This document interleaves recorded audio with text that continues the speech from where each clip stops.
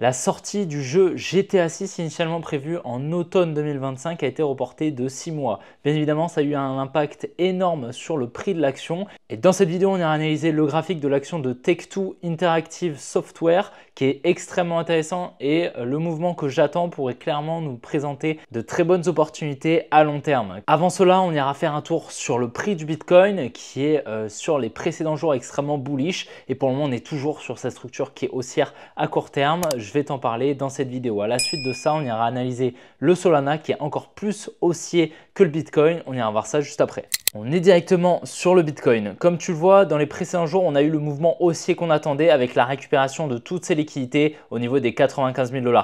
Donc notre cible a bien été atteinte. On s'attendait donc à un retour au niveau des 97 000 $.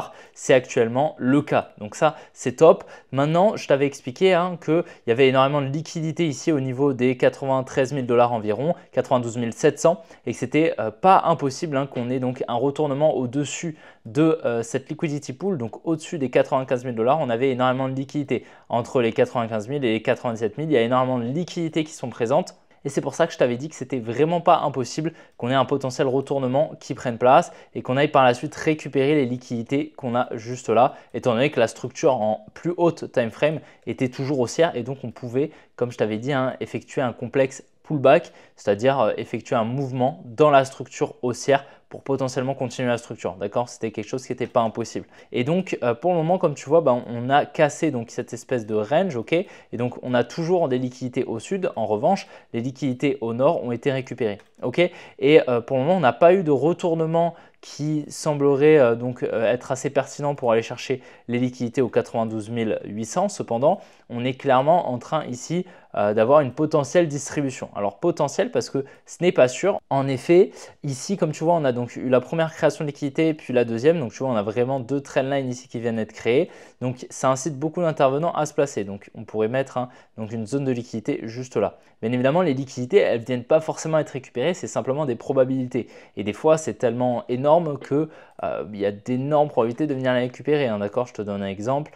Ce support là ici qui était là au niveau des 90 000 $, quand on était là, moi je te disais qu'il y avait énormément de probabilités, proche de 100% qu'on aille les récupérer. Et comme tu vois, c'est ce qui a été fait. Je t'ai parlé également de la trendline ici et tu vois, c'est simplement des exemples pour te montrer que voilà, dès que c'est vraiment très visuel, dès qu'on les voit très bien, c'est généralement pas pour rien, c'est pour inciter énormément d'intervenants à se placer. D'accord? Et donc là, pour le coup, on venait bien donc récupérer ici cette résistance, cette trendline, ok?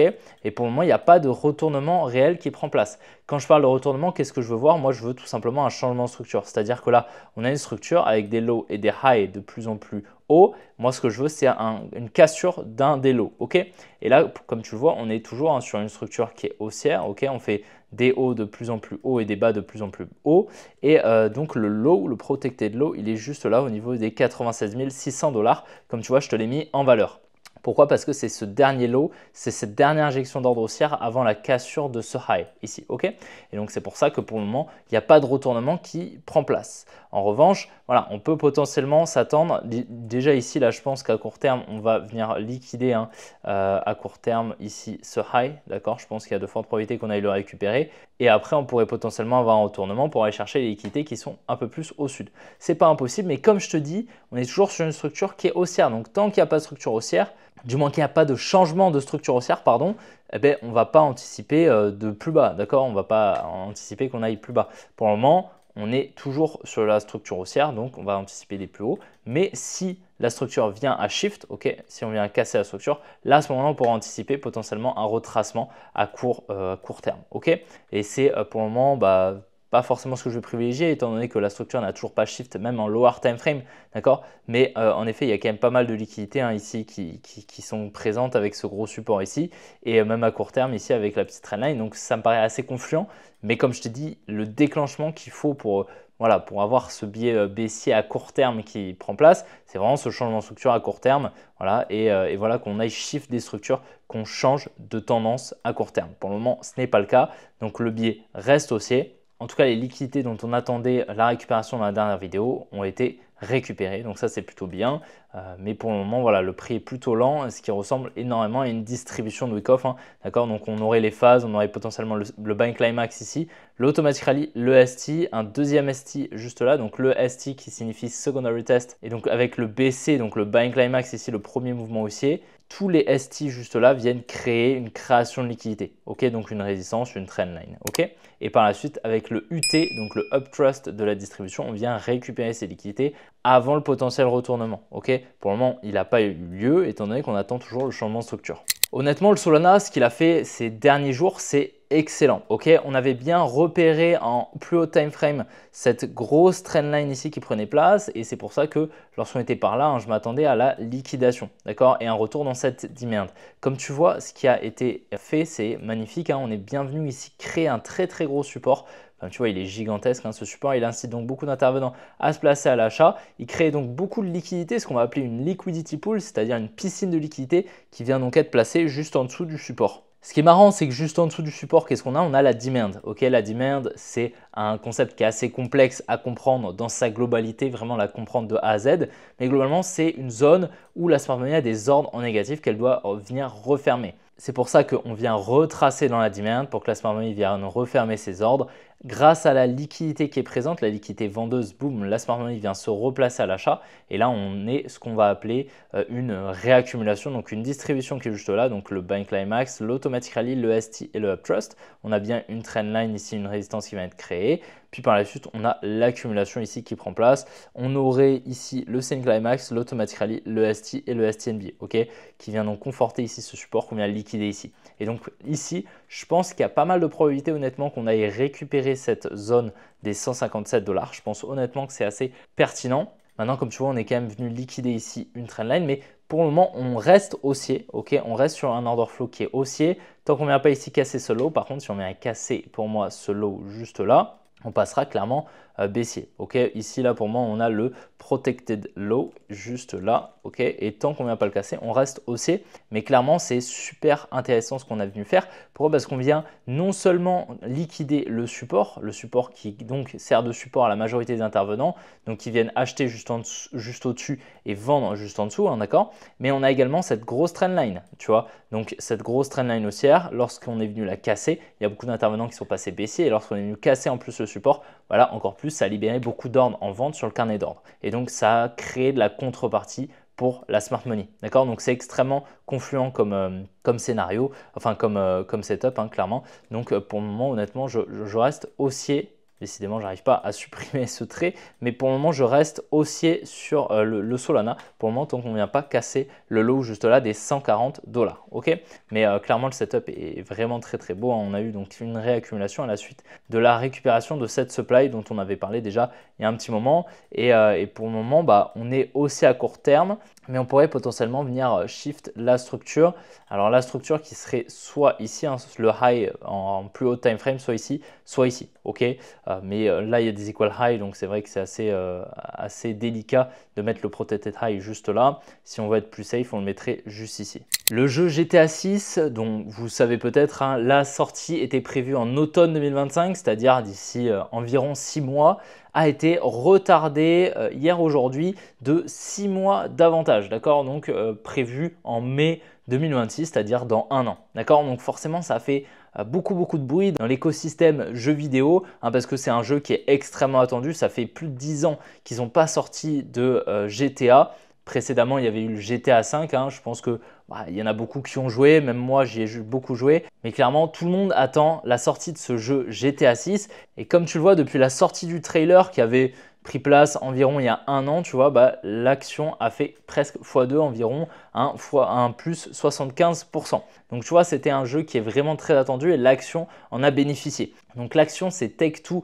Interactive Software. Le ticker, c'est TTWO si tu as envie d'aller voir. C'est coté au Nasdaq et en gros, c'est une entreprise qui regroupe pas mal de studios de jeux vidéo, dont Rockstar, qui développe donc GTA 5, GTA 6, etc. Je crois que ils développent d'autres jeux. Après, voilà, je n'ai pas trop joué aux autres jeux, mais je crois qu'il y a Red Dead Redemption 2. Le 1 probablement également, mais j'y ai pas trop joué. Alors GTA 5 bien sûr j'y ai joué beaucoup, je pense comme tout le monde.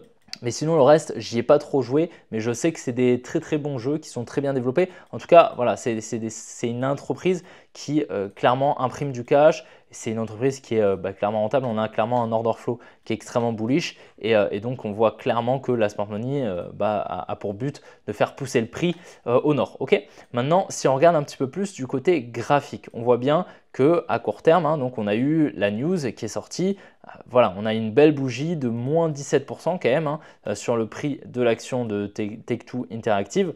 Mais ce qu'on remarque si on dézoome un petit peu, c'est qu'ici on est probablement sur une distribution. On voit bien ici une résistance qui a été créée. On est venu la liquider ici avec le Uptrust, dont on parlait juste avant. Et là, on voit bien beaucoup de liquidités ici au sud. Donc beaucoup de lots qui n'ont pas été liquidés, mais également une trendline. D'accord? Et donc ça, forcément, ça crée de la liquidité. Et pile la news, elle arrive pile au niveau du Uptrust. Je pense que ce n'est pas fait au hasard. À mon avis, on devrait avoir une continuation baissière à court terme pour venir récupérer la trading range. La trading range qui est au niveau de l'automatic rally. On aurait donc le bank climax, l'automatic rally, le ST et le Uptrust. Ok? Donc personnellement, je pense clairement qu'on pourrait continuer la baisse à court moyen terme, même à moyen terme plutôt. Voilà, pour les 6 prochains mois, à mon avis, on pourrait avoir, parce que voilà, c'est une action qui ne bouge pas énormément, d'accord? On est sur des jeux vidéo, hein, on n'est pas sur de la tech ou des trucs comme ça. C'est une action qui ne bouge pas énormément, il n'y a pas énormément de volatilité.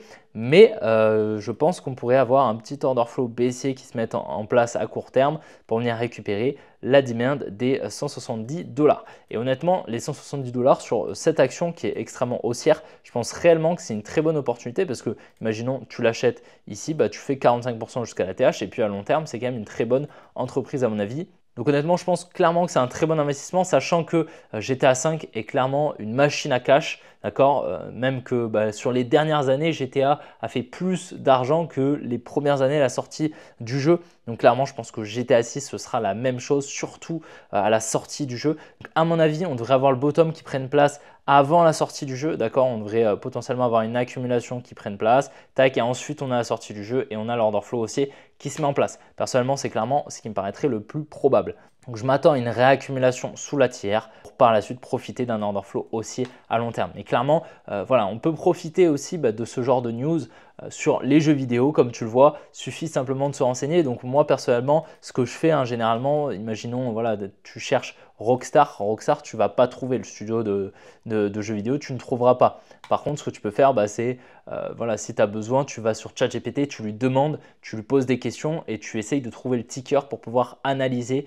justement cet actif et pouvoir profiter justement des news qui prennent place et de l'actualité, hein, même dans les jeux vidéo ou dans d'autres secteurs d'activité, hein, ça peut être super intéressant. Il y a des opportunités partout, pas que sur les cryptos. En tout cas, personnellement, en même temps d'attendre la sortie de GTA 6, personnellement, je vais attendre mon point d'entrée sur l'action de Take-Two Interactive Software qui potentiellement aura lieu un petit peu avant la sortie du jeu vidéo. Comme ça, je pourrais intervenir sur une action, je posséderai l'entreprise et après, j'achèterai le jeu qui a été créé par l'entreprise que je possède. Donc, c'est plutôt sympa. J'espère vraiment que la vidéo t'a plu. Si c'est le cas, n'hésite vraiment pas à la liker et à t'abonner si ce n'est pas déjà fait. N'oublie pas de me rejoindre sur mon canal Telegram directement en description et puis on se retrouvera très bientôt pour une prochaine vidéo. Allez, ciao les gars!